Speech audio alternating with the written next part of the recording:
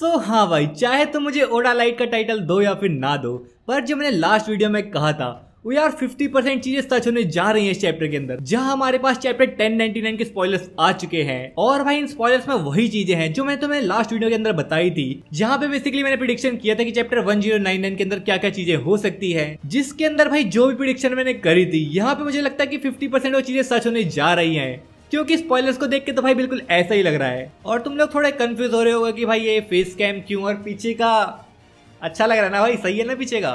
इसके चक्कर में यार थोड़ी वीडियो डिले हो गई क्योंकि इसको मैं प्रिपेयर कर रहा था ढंग से। और फेस कैम वीडियो बनाने का भी मेन रीजन ये है कि यार अभी काफी सारी कॉपीराइट स्ट्राइक्स चल रही है चैनल के ऊपर भी, बाकी चैनल्स के ऊपर भी, क्योंकि शुएसा की तरफ से या फिर काफी कंपनीज की तरफ से मांगा पैनल्स के ऊपर यार काफी स्ट्राइक्स आ रही हैं, जिसकी वजह से चैनल बंद हो सकता है। सो एक बस फेस कैम ही जरिया बनता है तुम लोगों से बात करने का और वीडियो बनाने का। सो जितना मेरे से हो सके मैं ट्राई करूंगा कि फेस कैम ला सकूं और साथ ही साथ तुम्हें मांगा के पैनल्स भी शो कर सकूं, ताकि तुम्हें भी मजा आए और मुझे भी मजा आए। तो यार शुरू करते हैं इस चैप्टर के स्पॉयलर्स को, जहाँ पे अपने चैप्टर का नाम है पीस लवर। अब भाई सुनो, ये जो पीस लवर है वो रिलेट करता है भाई पैसिफिस्टा से, क्योंकि असल में जो पैसिफिस्टास है उसको भाई पीस लवर कहा जाता है। वैसे है तो नहीं, पर कह सकते हो तुम। और भाई इस पीस लवर के पीछे एक बड़ी कहानी है जो कि यार काफी हार्ट टचिंग है, और हार्ट टचिंग की बात हो रही तो यार कुमा से रिलेट करेगी। हाँ भाई, ये कहानी भी कुमा से रिलेट करेगी। उससे पहले जिसने लास्ट वीडियो देखी थी उसको ये सब चीजें पता होंगी, लेकिन फिर से रिपीट कर देता हूँ कि स्पॉयलर्स में क्या क्या होने वाला है।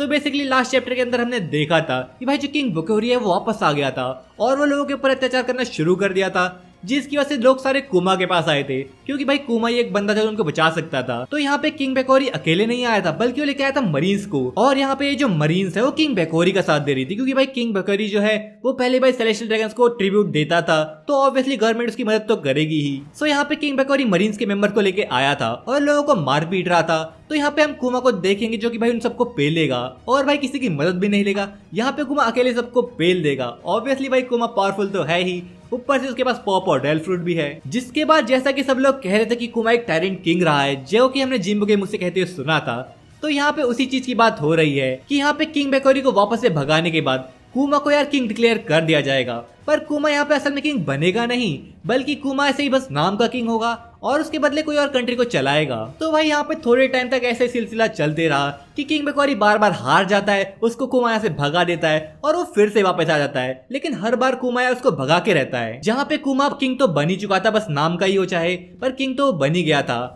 और भाई किंग बेकोरी वो बंदा था जिसने सब लोगों के ऊपर ये रूमर्स फैला दिए थे, मतलब सब लोगों के पास ये रूमर्स फैला दिए थे कि कुमा ही वो टायरेंट राजा है, यानी कि कुमा लोगों के पास अत्याचार करता है, फॉल्स स्टोरी करके फैला दी थी ताकि कुमा का नाम खराब हो जाए। तो उसके बाद उसने अपना पायरेट क्रूज स्टार्ट करा, मतलब उसने सेल करना चालू कर दिया था सी के ऊपर। अब भाई यहाँ पे ये चीज क्लियर नहीं की गई है कि जो कुमा था वो असल में एक पायरेट बन गया था या फिर वो रेवोल्यूशनरी आर्मी के साथ ही था और मे भी उन्हीं की किसी अलग शिप में काम करता होगा, और इसी को यहाँ पे लोग पायरेट्स कह रहे हैं। क्योंकि यहाँ पे स्टोरी के अंदर हमें पता लगता है कि ड्रैगन ही वो बंदा है जिसने यार कुमा को वेगापंक के पास भेजा, यानी कि वेगापंक को उसको सजेस्ट किया कि वेगापंक की बॉनी की बीमारी ठीक कर सकता है, और वो लोग यहाँ पे गए भी। लेकिन यार यहाँ पे इससे पहले ही बॉनी ने अपना डेल फ्रूट खा लिया था, जो कि था टोशी नोमी।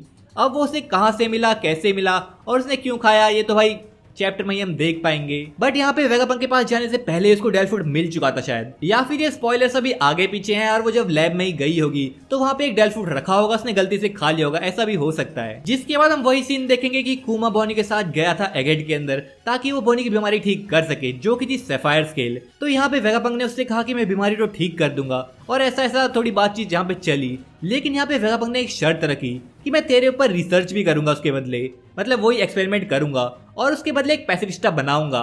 और यहाँ पे जो पैसिफिस्टा नाम है वो यहाँ पे इसलिए दिया गया क्योंकि कुमा ने यहाँ पे अपने आप को पीस लवर बताया था, तो उसी को यार सोच के वेगापंक ने ये नाम रखा, क्योंकि पैसिफिस्टा रिलेट करता है पीस लवर से, यानी कि दोनों सेम ही चीज कह सकते हो तुम। लेकिन भाई जैसे कि मैंने प्रेडिक्शन वाली वीडियो में भी कहा था, इसमें कहीं ना कहीं सैटर्न का हाथ तो हो सकता है। तो भाई यहाँ पे वही था, क्योंकि भाई कुमा और वेगापंक की ये सारी बातें सैटर्न भी सुन रहा था, यानी कि सैटर्न को पता था कि बॉनी को कौन सी बीमारी है। और जहां तक मुझे लगता है कि ये जो सफायर स्केल है वो मेरी सेलेस्टियल ड्रैगन से ही हुई होगी, तो मे भी यहाँ पे सैटर्न थोड़ा इंटरेस्टेड होगा इस बीमारी के बारे में जानने के लिए भी। तो यहाँ पे सैटर्न आया होगा और उसने बॉनी को किडनैप कर लिया होगा और ऐसा ऑर्डर किया होगा कि पैसिफिस्टा तो बना ही रहे हो तुम, पर साथ ही साथ कुमा की जो सारी कॉन्शियसनेस है उसको भी इरेज कर दो, क्योंकि ऑब्वियसली पहले भी कुमा उनका एक स्लेव ही था और यहाँ पे सैटर्न अभी भी चाहता था कि कुमा एक स्लेव बन के ही रहे और बिल्कुल फ्री ना रहे। सो यहाँ पे मुझे ऐसा लगता है कि वेगापंक ने भाई बॉनी को ट्रीट तो कर दिया होगा, लेकिन उसके ट्रीट करने के पीछे यार डेल्फूट ही रीजन रहा होगा, क्योंकि यार सबको पता है कि जो डेल्फूट है वो जेनेटिक्स को चेंज कर सकता है।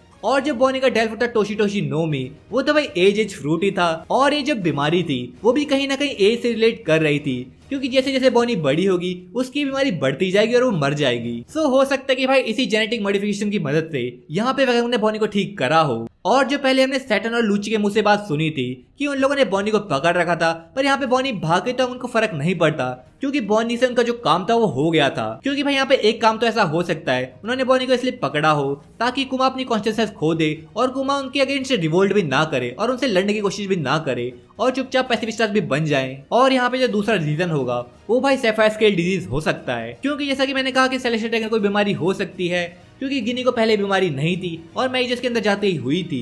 सो मे भी यहाँ पे उन लोगों ने बॉनी को इसलिए भी पकड़ा हो क्योंकि वो उसके ऊपर रिसर्च करके इस बीमारी का असली क्योर ढूंढ सकते हैं। क्योंकि अब बॉनी ऐसी लड़की है जिसने भाई टोशी नोमी खा लिया था, उसकी बॉडी यही जेनेटिक मॉडिफाई हो गई थी, यानी कि उसका डीएनए मॉडिफाई हो गया था और उसके हिसाब से डिजीज ठीक हो सकती होगी। जिसका मतलब फाइनली यहाँ पे जो कुमा का पूरा फ्लैशबैक है वो यहाँ पे अब खत्म हो जाएगा, क्योंकि हम कुमा से रिलेटेड सारी चीजें देख चुके हैं, उसके साथ क्या हुआ, उसका पास्ट कैसा था, वो पैसिफिस्टा कैसे बना। तो भाई इसी चैप्टर के अंदर हमें पास्ट खत्म होते हुए दिख जाएगा, यानी कि इसी चैप्टर के अंदर हम देखेंगे आखिर भाई सैटर्न क्या करेगा बॉनी के साथ। क्या यहाँ पे कुमा आएगा? क्या भाई इस चैप्टर के एंड में हमें ड्रैगन की एंट्री देखने को मिल सकती है?